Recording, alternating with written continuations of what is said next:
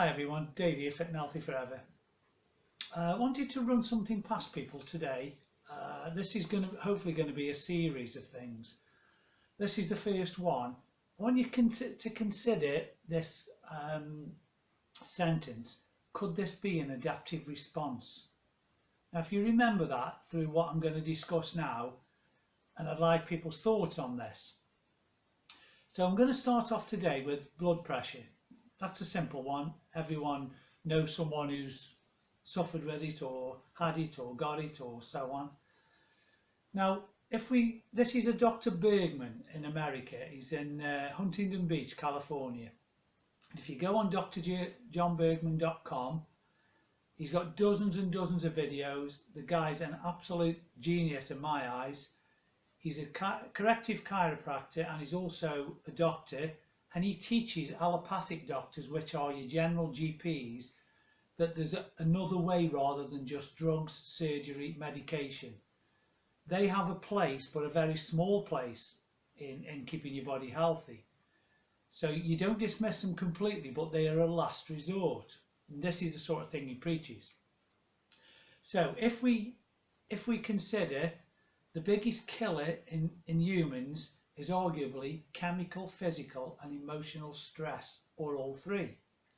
If you think of the stresses in life, chemical stress is what you breathe in, the air that you breathe, maybe fumes that you're breathing in from cars on the road, maybe where you work has fumes and stuff.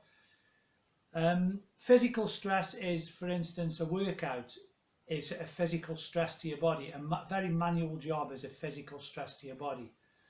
Emotional stress is you may have lost a loved one, you may have ended a relationship, your marriage may have ended, things like that. They're emotional stress. Now again, everyone suffered with one, two or all three of these at some point in their life, and you can't get rid of those, but your body can adapt to them. It can help you to get over them if you do the right things.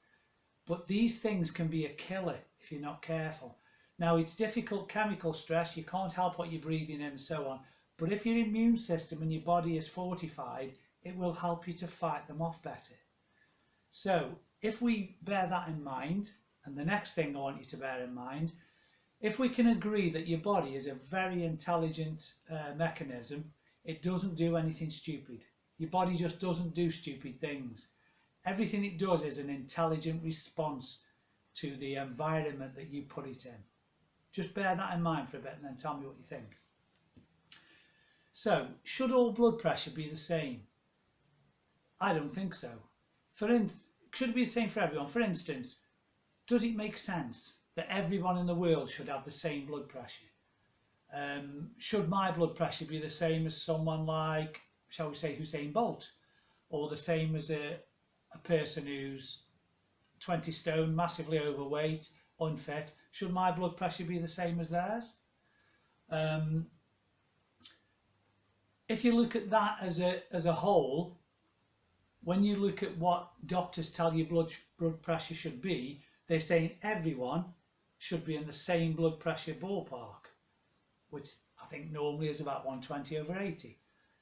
That doesn't make sense to me, because your blood pressure, as you'll see later on in this talk, your blood pressure adapts during the day. It goes up and down according to the environment you're in, the stress you put it through, or the exercise you put it through, or whatever. It will go up or down accordingly. So, the other thing I want you to consider is, and this is a fact, your body is self-healing and self-regulating. As with any animal species, which we're an animal species, it's self-healing, self-regulating. That means your body can heal itself and regulate itself if you do the right things. If you abuse your body, then it won't do those things. So, let's say for instance, if you take elephants or water buffalo or cats or dogs, if a species of animal like that was dying at the rate humans are dying in early age, we'd be saying, oh my God, we need to do something about this. We need to address this problem. Now, humans are dying at a ridiculous rate in young ages. There's one on the telly today, a singer, Dolores, whatever her name is, 46 dying. That is crazy, crazy. Now, if you look at that, if this is happening to a lot of people in the 30s, 40s, 50s, and even 60s and beyond, that shouldn't be. It is happening in this world, and we're not addressing it.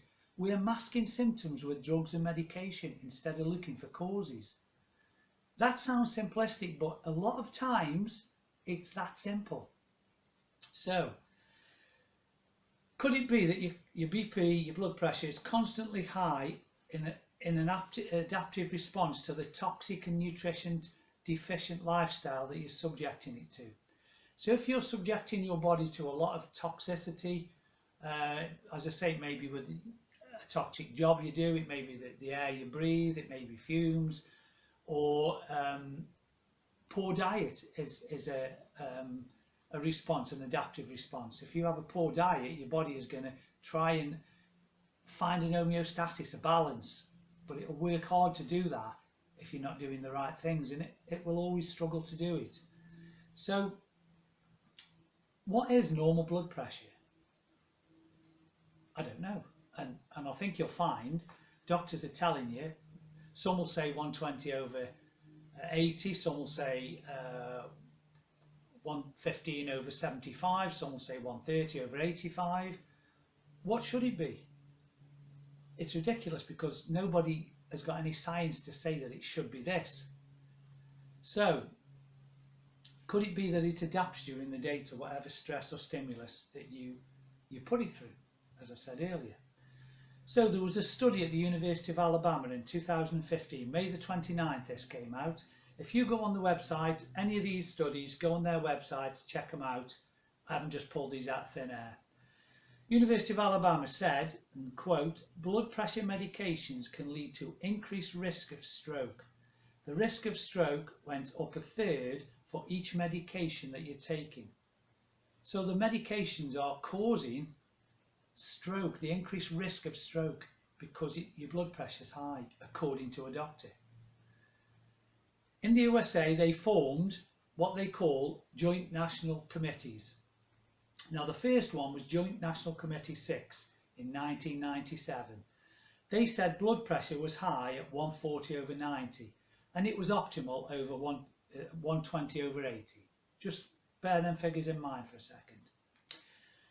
That was the guidelines given to people in America then. Joint National Committee 7 was formed in 2004, which was 7 years later.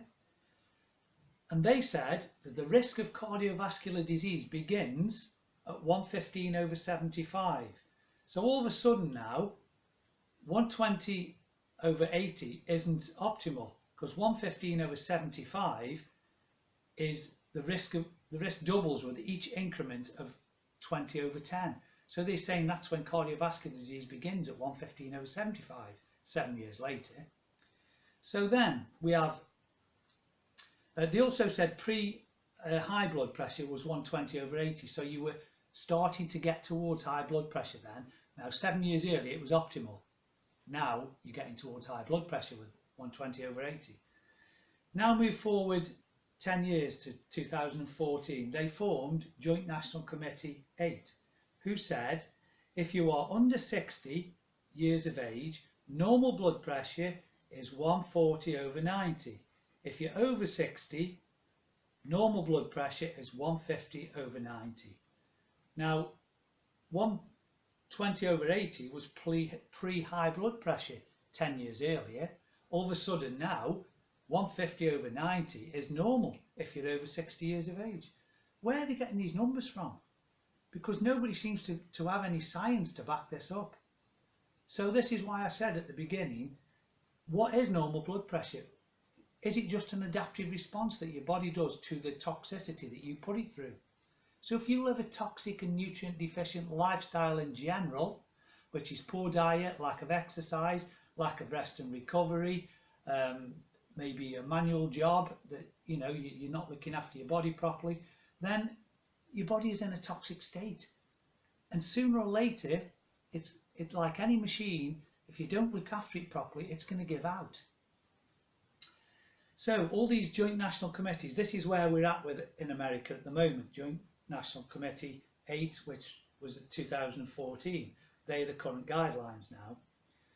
So Again, could it be your blood pressure goes up or down depending on your body's needs?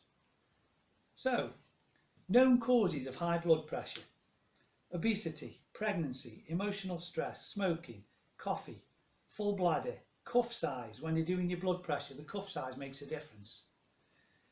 The time of the day, the room temperature, eating, drinking or smoking within the last hour, standing, sitting. Those are just some of the things that can affect blood pressure, that are known to affect blood pressure. So how can they measure correctly what blood pressure is? When do you actually do it if all those things can affect your blood pressure? Now, I had mine done in a stress state at the nurse's several months ago. I fell out with the nurse, which I mentioned before on videos, over cholesterol. She wouldn't hear my opinion. I had to listen to hers. It was very heated debate, shall we say. And then she wanted to take my blood pressure in an agitated state. But she was amazed that she didn't come back with anything when she'd taken the blood pressure. She didn't seem to think it was high. I was in an agitated state, and I told her that before she took it, so why wouldn't it be high, in her opinion? So, this number now that I'm going to discuss is what Dr. Bergman thinks is more relevant. It's a rough guide, it's not definitive, it's not the be-all and end-all, but it's a better guide than these joint national committees are giving. They change it every few years to ridiculous things. It's gone from, as I say, optimal being 120/80 to normal being 150/90. How? Anyway, what he's saying is the difference between the systolic, which is the upper reading, and the diastolic, which is the lower reading, should be around 40. Now, this is known as the pulse pressure, and it's a rough guide. Over 40 difference means that your heart is working harder because the blood isn't efficient. Now, your blood has to be efficient. You need good blood, not sticky, not platelet sticky, where it can't glide through your arteries as it should. Below 40 means the body is under stress. So when you take your blood pressure, that is probably a better rough guide than the actual readings that your doctor or nurse will give you at the doctor's. I'll go back to what I've said time and time again in these videos. Doctors are taught to give out pills, medications, surgery. That's where they make money for pharmaceutical companies. They could care two shits basically whether you're fit, healthy, because they don't know that much about it. They know that they are taught that if you've got certain symptoms of blood pressure or cholesterol or this or that, they prescribe a medication. If you were to tell the doctor over the phone what your symptoms were, as soon as you walk in, he could have your medication written out for you. It's crazy. It should be a last resort when they've exhausted everything else. So, it's also been proven that as we age, blood pressure needs to change to adapt. Age leads to a change in the cardiovascular system, including vascular stiffness. So, if you lower blood pressure with drugs or medication, it slows oxygen to the brain. Now, if you bear in mind what your blood does on a regular basis, it takes oxygen to your brain. If you lack oxygen to your brain, you would have a stroke, you would pass out, you'd be nauseous. So, if you're lowering blood pressure with drugs and medication, how would you think that's going to affect the oxygen in the blood getting to your brain? You're slowing down the pressure. So that can't be good, surely. Think about it. So what can you do? The doctor was saying, this Dr. Bergman, that if you sat in a surgery and for 10 minutes before they took your blood pressure and you were deep breathing, as I'm going to explain to you in a minute, your blood pressure would be fine according to their record, their guidelines. So what you can do, for 15 minutes a day, deep breathe, and within 3 weeks your blood pressure will be low again. So if you're diagnosed with high blood pressure, you might want to try this before you take any medications. You start off, you breathe in for 8 seconds through the nose and hold. So you go for 8 seconds, and then you hold it for between 10 and 30 seconds, whatever you can do comfortably. So you hold it, and then you exhale for 16 seconds through the mouth. So you're breathing in through the nose, hold, breathe out for 16, to 30, 10 to 30 seconds you hold, exhale for about 16 seconds, slowly. Hold with no air intake in your lungs for about 10 to 30 seconds, and then breathe it in again for 8 seconds and repeat. So if you repeat this for at first you probably won't be able to do 15 minutes, it'll be difficult. They use this a lot in yoga and things like that, deep breathing exercise. It's using your diaphragm basically to breathe, and not just, when you use your diaphragm to breathe, when you breathe in, your belly should come out. When you breathe out, you should be sucking in as if you try and pull your stomach into your spine. That's like a yoga type deep breathing. If you do that for up to 15 minutes every day for 3 weeks, your blood pressure will be as normal as they say the guidelines are. So you may want to try that. Just bear in mind, I'm going to do one on cholesterol next time, but what I want you to think about is if arteries carry blood to the site of most need and veins bring it back to where it came from, how come cholesterol blocks arteries but doesn't block veins or capillaries? Food for thought there. That's all I wanted to run past you today. Think about this adaptive response. It could be that your body is adapting to the toxicity and nutrient deficient lifestyle that you lead. So when they tell you your blood pressure is high or too low and they want to put you on medication, as in statin drugs, please try these things first. Get your diet sorted, get your rest and recovery, get your exercise sorted, try the deep breathing. Because once you go on these medications, the chances they're going to take you off them are very slim. You're on them for life, and they can eventually kill you. Statin drugs are known to kill you. So bear this in mind. It may be something you want to think about. If you don't want to think about it and you want to carry on the way you are, and eventually, young people think that 30, 40, 50, 60 is never going to happen. It's coming. If you live that long, it's coming. But you don't want to be ill and on medication and tablets all the time when you get there. So please, please think about this. Think if it makes sense. It makes sense to me. Go on Dr. Bergman, John Bergman's website. He's got dozens of videos on different things. Have a look at them. And just, if you think it doesn't make sense and it's not for you, fine. But at least you've had a look at the information that's out there. So, until the next one, which will be on cholesterol, adaptive response, stay fit and healthy forever, like and subscribe, and if you like what I'm putting out there, or you know someone who might find this interesting, pass it on. Thanks again for listening.